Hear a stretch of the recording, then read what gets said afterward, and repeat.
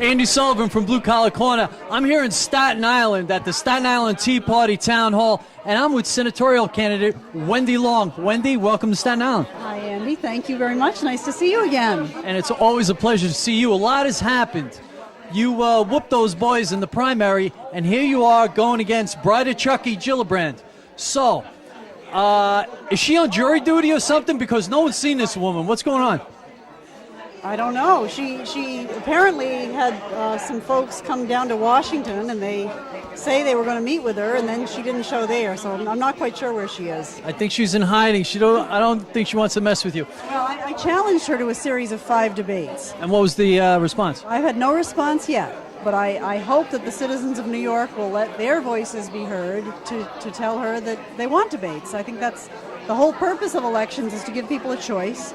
And I'm trying to create a really stark and clear choice for voters in this election. But she needs to do her part and come out from behind the bushes and have some debates, and let's articulate the differences between our positions. Very good. Now, say if all goes well, you make it to the Senate. What's your first business? What are you going to take care of, number one? Well, I think number one in January of 2013 is repeal Obamacare, for sure. Repeal Obamacare. Excellent. Now, you brought up a very good point. You were talking about Dodd-Frank.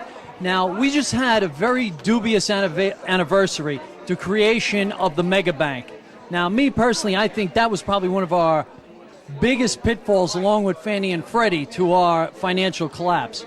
Now, could you do anything about maybe repealing Dodd-Frank? Because I see that being absolutely detrimental to repairing our economy. Absolutely.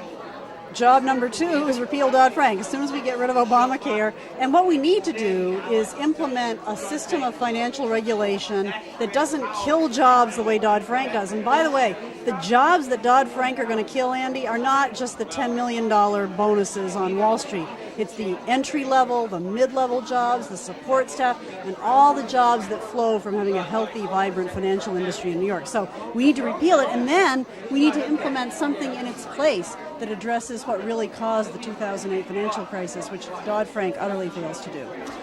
I was going to bring up Glass-Steagall. I thought that was pretty much our downfall. Glass-Steagall separating the investment bank from the community bank. Now, here in Staten Island, we've got some incredible entrepreneurs, small business people, and you know these are the drivers of the job market. Now, these mega banks, they're not releasing funds to give to the people who want to open up businesses because of the regulation in Dodd-Frank. Well, Dodd-Frank, you exactly hit on it. Dodd-Frank, the overregulation of Dodd-Frank crushes community banks, small banks, more than anyone else. It's a job killer, it's a free market killer, it's an opportunity killer. I've talked to small bank owners and officers all around this state who say, this regulation is just crushing us, it's crushing jobs, and that's exactly one reason why we have to get rid of Dodd-Frank. Okay, real quickly on the Romney thing. Does anybody really care about Romney's tax returns? I think this is turning into the Obama birth certificate as far as I'm concerned. Well, I guess some people do. It's a really tough one because I'm sure that what Harry Reid said is completely ridiculous. That was despicable. It was really despicable. And of course, Mitt Romney, I'm sure, has paid way more than his fair share of taxes. So maybe if he released the tax returns, it would prove that and people would go away, but I doubt it. I suspect he's not releasing them just because he wants to talk about the real issues in the race and not focus on every last line in his tax return, which he knows will happen.